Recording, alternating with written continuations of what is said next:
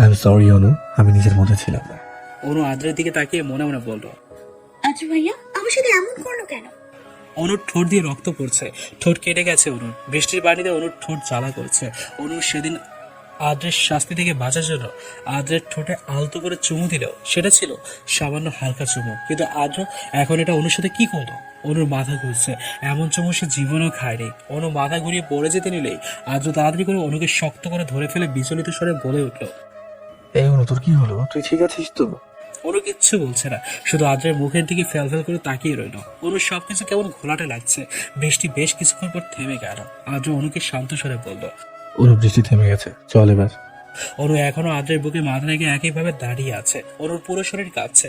আদ্র বুঝতে পারলো একটু আগের করা কাজের জন্য অনু হয়তো বেশি ভয় পেয়েছে। আদ্র অনুকে কোলে তুলে নিয়ে হাঁটা ধরলো। অনু আদ্রের শার্টের কলার খামচে ধরে রেখেছে, চোখ বন্ধ করে রেখেছে অনু। আদ্র অনুর দিকে তাকিয়ে মনে মনে বলতে লাগলো, তোর জন্য কেন যে আমার এমন অনুভূতি হয় আমি জানি না। রিনি, সুমি, আরো অনেক মেয়ে তোমার বান্ধবী, কই ওদের জন্য তো আমার এমন অনুভূতি কাজ করে না। তাহলে তোর বেলাতেই কেন? আমি এই অনুভূতি চাইলেও শেষ করতে পারছি না। তুই আমাকে পাগল না করে কি শান্তি পাবি না অনু? আদ্র অনুকে নিয়ে অনুর বাসায় কলিং বেল চাপলে অনুর বাবা আরমান রহমান দরজা খোলেন। অনুকে চোখ বন্ধ অবস্থায় আদ্রের কোলে দেখে আরমান রহমান আদ্রকে চিন্তিত ও অবাক হয়ে জিজ্ঞেস করে, আদ্য বাবা, আমার মেয়ের কি হয়েছে? আদ্র অনুর বাবাকে শান্ত স্বরে বলল। আঙ্কেল, অনুর বৃষ্টিতে ভিজে এমন হয়েছে। আদ্র অনুকে নিয়ে অনুর রুমে গিয়ে শুয়ে দেয়। অনুর বাবা আদ্রকে বলল, আদ্য বাবা, আমার মেয়ে সুস্থ হয়ে যাবে তো? কোনো ক্ষতি হবে না তো? আদ্র অনুর বাবাকে বলল। অনুর কিচ্ছু হবে না আঙ্কেল, ঠিক হয়ে যাবে। অনুর মা আমেনা বেগম অনুর রুমে এসে অনুকে চোখ বন্ধ করে বিছানায় শুয়ে থাকতে দেখে আদ্রকে বলল। বাবা আদ্র, অনুর কি হয়েছে? আদ্র অনুর মাকে বলল, খালামণি, আমি অনেকবার না করার পরে অনুর বৃষ্টিতে ভিজেছে। ওনাকে বৃষ্টি ভালো লাগে, বারণ করেছিলাম না ভিজেতে, কিন্তু শুনছিল না, তাই আর কি করবো। অনুর ঠান্ডা লেগে এখন এই অবস্থা। আদ্রের কথা শুনে মনে মনে আমেনা বেগম অনুর প্রতি অভিমান হলো। অনুর বাবা বলল, মেয়েটা আমার এখনো ছেলে মানুষগুলোতে গেল না, কখন যে নিজের ভালোটা বুঝতে পারবে। আদ্র অনুর মা ও বাবাকে বলল, আচ্ছা খালামণি, আঙ্কেল, আজ রাত্রে যদি আমি অনুর পাশে থেকে অনুর খেয়াল রাখি আপনাদের কোনো অসুবিধা হবে না তো? আদ্রের কথায় অনুর মা এবং বাবা দুজনেই অবাক হলো।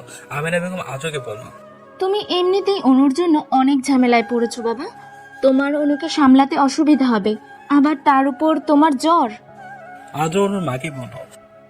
আমি একদম সুস্থ আছি খালামণি, আমার কোনো অসুবিধা হবে না। অনুর মা চিন্তিত হয়ে আদ্রকে বলল, সুস্থ হয়েছো ভালো কথা, কিন্তু সারা রাত অনুর খেয়াল রাখলে তুমি ঘুমাবে কখন আদ্র বাবা? আদ্র হেসে অনুর মাকে বলল। বেশি ঘুম পেলে আমি গেস্ট রুমে চলে যাবো খালামণি। অনুর মা বাবা আদ্রকে বিশ্বাস করে, তাই কিচ্ছু বলো না। আদ্র অন্য রুমের বাথরুমে ফ্রেশ হতে চলে গেল। অনুর বাবা নিজের রুমে চলে গেল। অনুর মা শুধু অনুর রুমে। আমিনা বেগম অনুর ভেজা জামা পাল্টে দিয়ে অনুকে শুয়ে দিল খাটে। আমিনা বেগমের চোখ পড়লো অনুর ঠোঁটের দিকে। অনুর ঠোঁট কাটলো কি করে? ঠোঁট কেমন ফুলে লাল হয়ে আছে। এমন সময় আদ্র অনুর রুমে আসলো। আমিনা বেগম আদ্রকে জিজ্ঞেস করে, আদ্র বাবা, অনুর ঠোঁট এভাবে কাটলো কি করে? আদ্র খানিকটা ঘাবড়ে গেল। আদ্র যে অনুর ঠোঁটে এই অবস্থা করেছে তা তো অনুর মাকে ইজিতেই বলতে পারবে না। আদ্র কিছুটা ভেবে স্বাভাবিক স্বরে আমিনা বেগমকে বলল, আসলে খালামণি, বৃষ্টি শেষে রাস্তা খুব পিচ্ছিল হয়েছিল, সেই রাস্তা দিয়ে আমি আর অনু হেঁটে আসছিলাম। তখনই অনু হুট করে পা পিছলে একটা ইটের উপরে পড়ে যায়, সেই ইটে লেগে অনু ঠোঁট কেটে এই অবস্থা হয়েছে। আদ্রের কথা শুনে আমিনা বেগম ভয় পেয়ে বলল, আমার মেয়েটা শেষে কিনা ইটের উপর পড়ে এই অবস্থা হলো।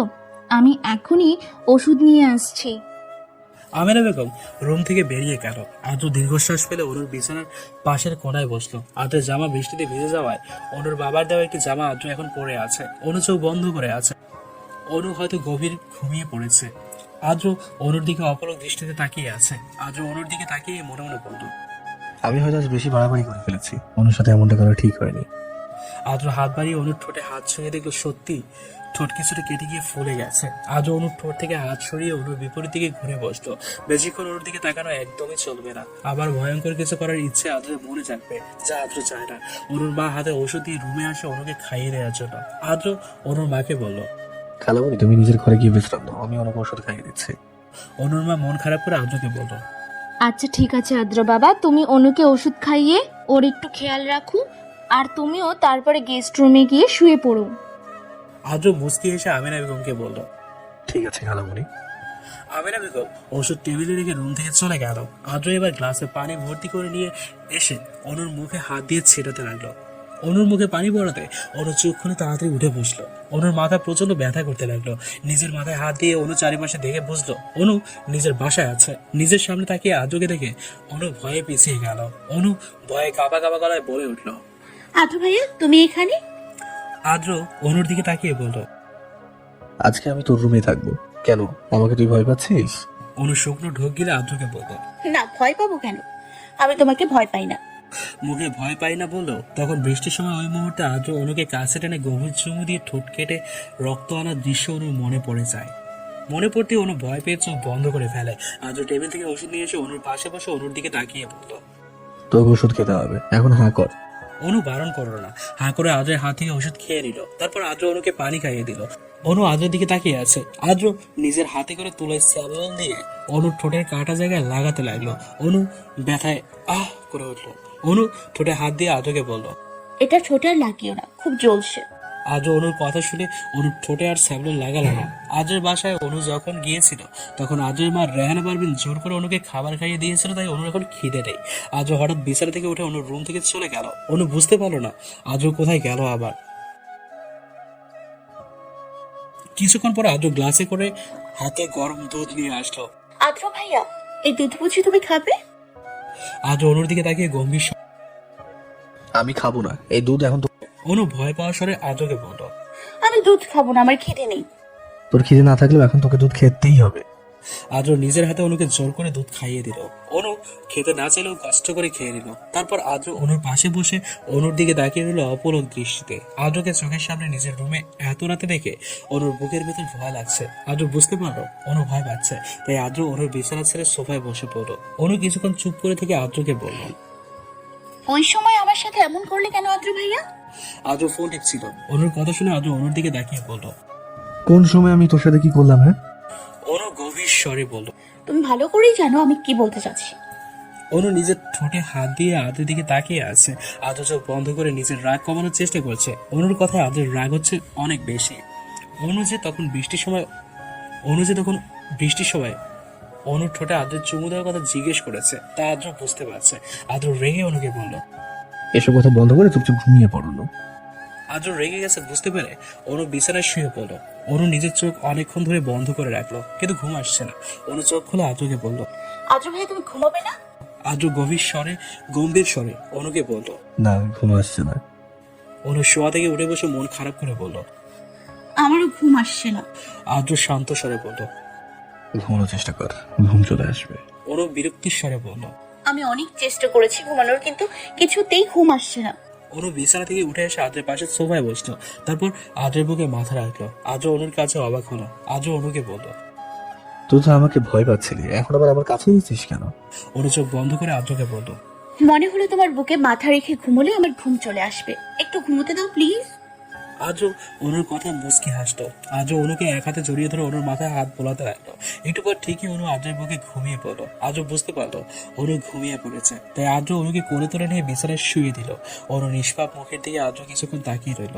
আদ্রেরও খুব ঘুম পাচ্ছে, কিন্তু কেন যেন অনুকে ছেড়ে অন্য রুমে যেতে ইচ্ছে করছে না, তাই আদ্র অনুর বিছানার পাশেই বসে রইল।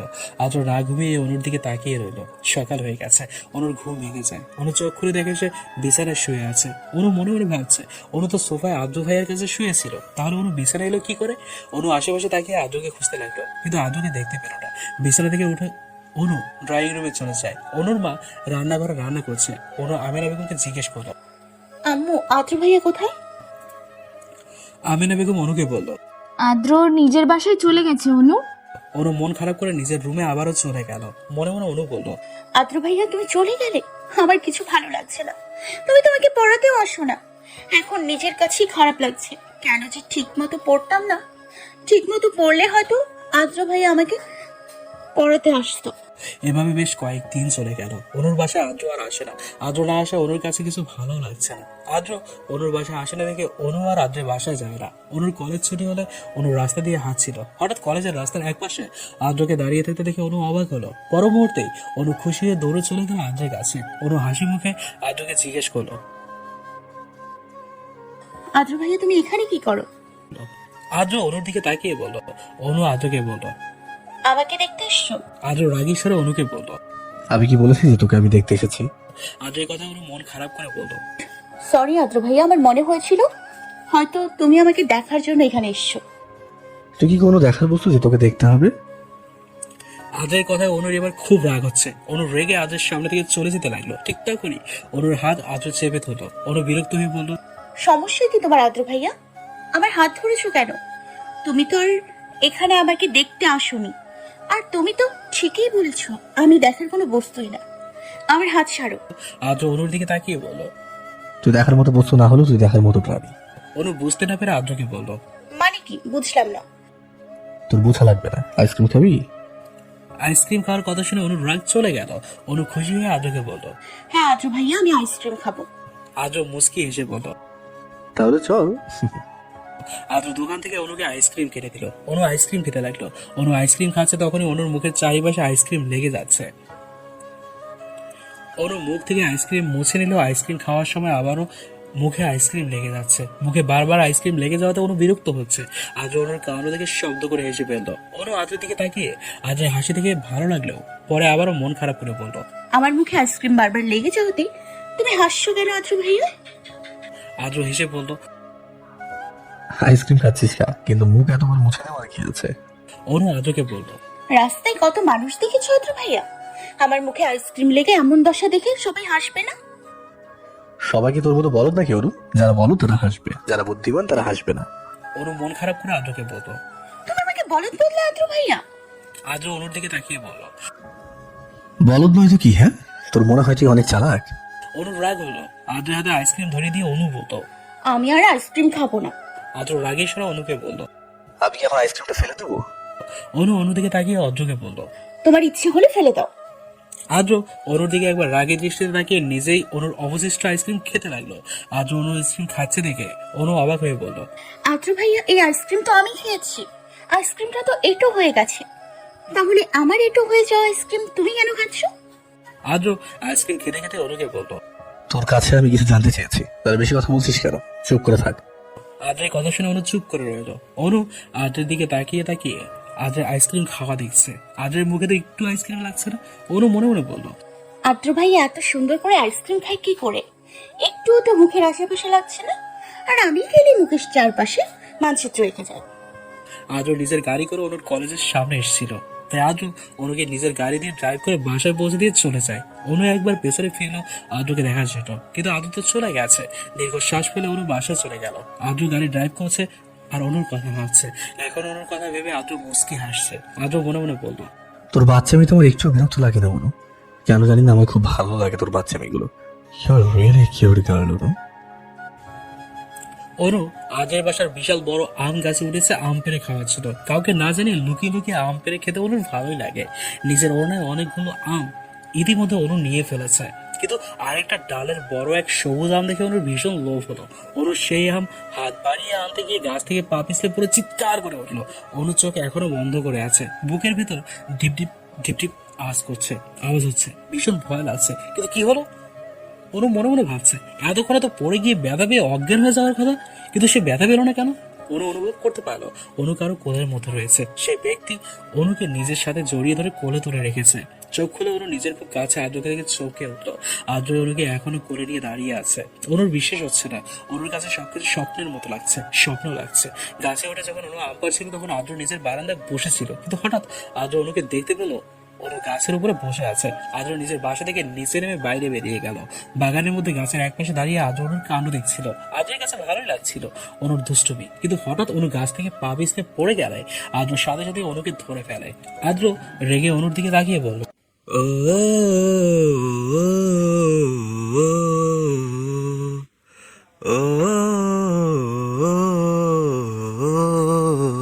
সময় যখন মরুর ঝরে এমন হারায় কেমন করে, আমি তখন যোজন দূরে একাকী সঙ্গী মৌনতা। আকাশ যখন আধার ভীষণ এক ফোঁটা জল চেয়েছে মন, অবহেলায় অপমানে পেয়েছি রিক্ত শূন্যতা। সমান্তরাল পথের বাঁকে তোমার পথের দিশা থাকে, সে দিশা খোঁজে তোমাকে দীপান্বিতা। গাছের সবুজ পাতার ফাঁকে তোমার ছোঁয়া মিশে থাকে, সে ছোঁয়া খোঁজে তোমাকে দীপান্বিতা। তুমি নীল আকাশ আপন করেছ, হঠাৎ কোন কালে কে জানে। স্বপ্ন সীমানা ছুঁয়ে দিয়েছ, কোন সে জাদুতে কে জানে। আমি ছিলাম তোমার পাশে, তোমার আকাশ ভালোবেসে, সে বিশালে খুঁজেছি একটু কোঠাই, তাও মেলেনি তা। হঠাৎ যখন ছুটির খেলা, মেঘে মেঘে অনেক বেলা, তখন সে ক্রান্তিকালে ধূম্র জালে খুঁজছ যে বৃথা।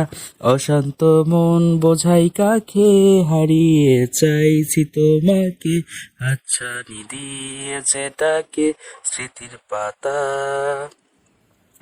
নদীর শেষে আকাশ নীলে, স্বপ্নগুলো মেলে দিলে, তারা বলে সবাই মিলে দীপান্বিতা। শোনো না রূপসী, তুমি যে শ্রেয়সী, কি বিষাদসী, প্রেয়সী। না না না না না না, জীবনের কলিতে, এ গানের কলিতে চাইছি বলিতে ভালোবাসি। চোখের জলের আড়ালে খেলা শুধুই দেখেছিলে, যন্ত্রণারে আগুন নীলে পড়েছি যে বোঝনি তা। অভিমানে চুপটি করে এসেছি তাই দূরে সরে, বোঝাতে চেয়েও পারিনি তাই বোঝাতে লুকানো কথা। ইট পাথরের শহরে, গাড়ি বাড়ির বহরে, খুঁজছে মন ভীষণ করে দীপান্বিতা। জীবন যখন থমকে দাঁড়ায়, স্বপ্নগুলো দৃষ্টি ছাড়ায়, তৃষ্ণা বুকে বৃষ্টি হারায় দীপান্বিতা। কল্পনারে আকাশ জুড়ে নানা রঙের লোকের ভিড়ে, দু চোখ বুঝেও স্বপ্ন নিরে দীপান্বিতা। তুমি আমার চোখের ভাষা, তুমি আমার সুখের নেশা, তুমি আমার ভালোবাসা দীপান্বিতা।